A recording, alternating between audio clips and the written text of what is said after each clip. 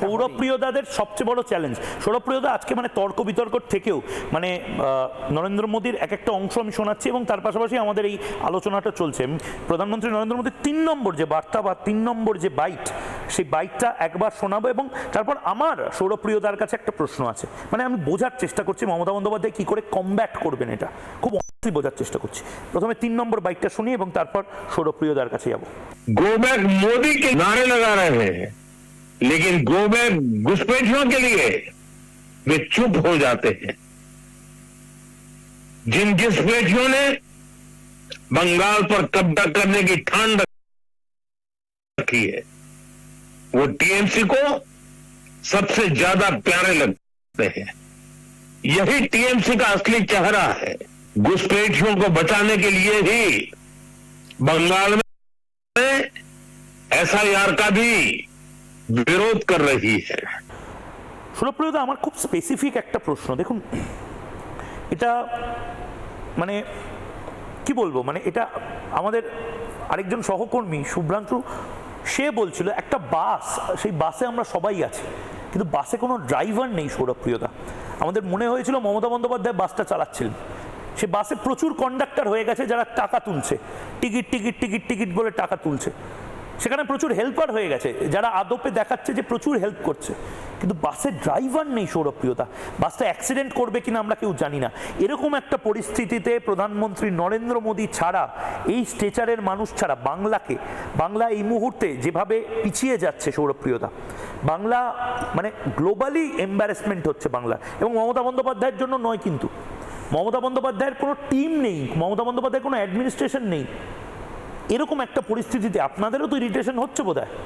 আপনারা চান না আপনাদের পকেটে টাকা হোক, আপনার সন্তানেরা এই বাংলাতেই কাজ পাক, আপনার নিজের 5টা দোকান, 12টা রেস্টুরেন্ট, 10টা টেকনোলজিক্যাল হাবে আপনার স্টেক থাকুক, এগুলো তো আপনারাও নিশ্চয়ই চান না। ময়ূক, প্রথম ব্যাপার হচ্ছে যে তোমরা যে বাস দেখতে পাচ্ছ, এটা তোমরা বিভিন্ন বাস ট্রেন তৈরি করতে পারো, চালকবিহীন বাস ট্রেন, কিন্তু সেটা আমরা ঠিক দেখতে পাচ্ছি না। তোমাদের ওটা তৈরি করা হতে পারে।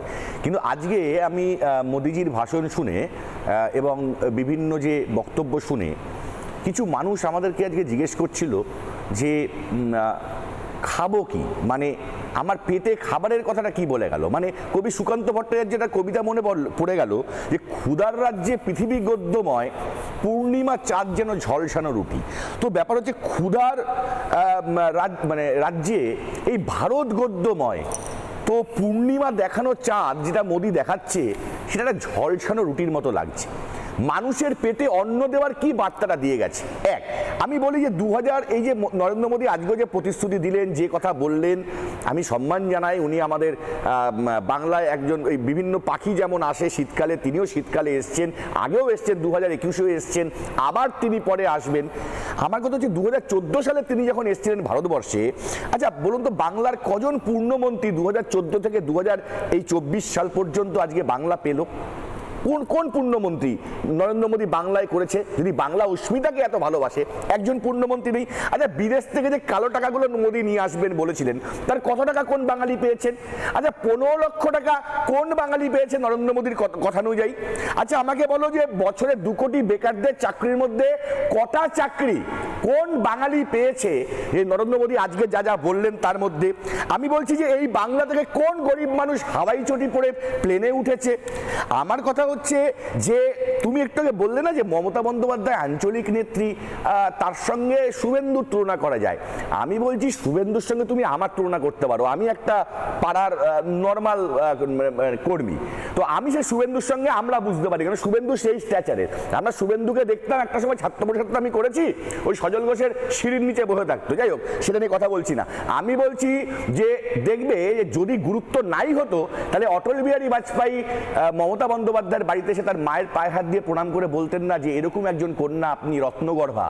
এটাও বলতেন না? মানে নরেন্দ্র মোদী বাংলায় এসে বারবার দিদি দিদি দিদি দিদি করতেন না। মমতা বন্দ্যোপাধ্যায় বিজেপির সাথে হাত মিলিয়েছিলেন। না আমি হাত মেলানোর কথা বলছি না, আমি বলছি যাকে সম্মান দেওয়া, তো বিজেপির এনডিএরই একজন মন্ত্রী ছিলেন। যেটাই হোক, হ্যাঁ যাই হোক না কেন, আমি এটা ভুল বোঝান কেন? আমি এটা বলতে চাইছি তার মানে জুজু নয়। না না না, আমি এটা বলছি নরেন্দ্র মোদী যদি মনে করে যে তার সমকক্ষ লড়াইয়ে কেউ আছে, সে জানে যে সেটা একমাত্র মমতা বন্দ্যোপাধ্যায় আছে।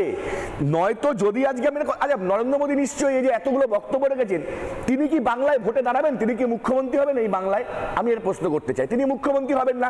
আচ্ছা, এটা কি আপনাকে মুখ্যমন্ত্রী কানে কানে বলে দিয়ে গেছে? না, আমি বলছি মুখ্যমন্ত্রী কি হবে ময়ূক, তিনি কি মমতা বলেছেন, একটা বন্দ্যোপাধ্যায় বার্তা 26 অবধি দিয়েছেন? মুখ্যমন্ত্রী থাকবেন? না, আমি বলছি কোনো না, মমতা বন্দ্যোপাধ্যায়ের ঘরেই কেউ হয়তো এই জিনিসটা, তার পার্টিতেই কেউ হয়তো এই বিশ্বাসঘাতকতা করছে। আজকে আমি মানে এই মেসির প্রোগ্রামে 20 মিনিট কেন পুলিশ নিষ্ক্রিয় ছিল, আপনার কোনো উত্তর আছে? 15 জনের ঢোকার কথা ছিল, পুলিশ সবটা জানতো, 150 জন কি করে ঢুকে গেল? মমতা বন্দ্যোপাধ্যায়ের কাছে কোনো ইনফরমেশন ছিল না। আজকের বার্তা বড় কিছু খেলা কি আজকের তৃণমূলের ভেতরেই হচ্ছে? বার্তাটা কিন্তু মোদিদাকে নিয়ে হচ্ছে, মোদিদা, সরি মোদিদা, ক্ষমা করবেন, মোদিদা না, নরেন্দ্র মোদীকে নিয়ে হচ্ছে। না, আমি বলছি নরেন্দ্র মোদীকে নিয়ে হচ্ছে। তো বিষয়টা আজকে আমি অন্য কোনো ইস্যুতে যাব না। তৃণমূলের ঘরেই কি কিছু গন্ডগোল হচ্ছে? কেউ ভেতর না, আমি বলছি এই জগন্নাথ শব্দ আছে ট্রোজান হর্স। না, এক মিনিট ভেতর থেকেই ঘুন পোকার মতন কিন্তু শেষ করে দিতে পারে। অন্যদিকে ঘুরিও না ভাই। আমি বলছি জগন্নাথ বাবু একটু আগে মোদি মানে সমান সমান অনেক কিছু বললেন। আমি জগন্নাথ বাবুকে একটা কথাই বলবো যে জগন্নাথ বাবু, সারা ভারতবর্ষের মানুষ বলছে, গরিব মানুষ বলছে, মোদি মানে সমান সমান একটাই কথা, মোদি মানে জুমলা। মোদি যে কথাবার্তা বলেন তার কোনো কথা তিনি রাখেন না। মোদিজি আর ময়ূক বলছে নরেন্দ্র মোদী স্বপ্ন দেখাচ্ছেন, ঠিক।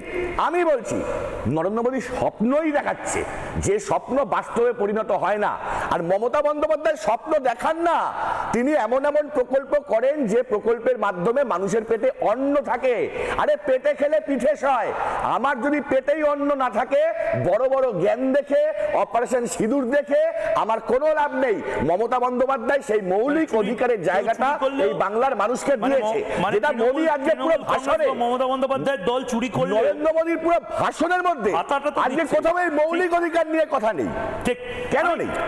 আমি সৌরভ, নানা ধরনের কন্টেন্ট দেখার জন্য লাইক করুন, শেয়ার করুন আমাদের ফেসবুক পেজ, সাবস্ক্রাইব করুন আমাদের ইউটিউব চ্যানেল। পাশাপাশি অন্যান্য ব্রেকিং নিউজের জন্য অবশ্যই চোখ রাখুন রিপাবলিক বাংলায়।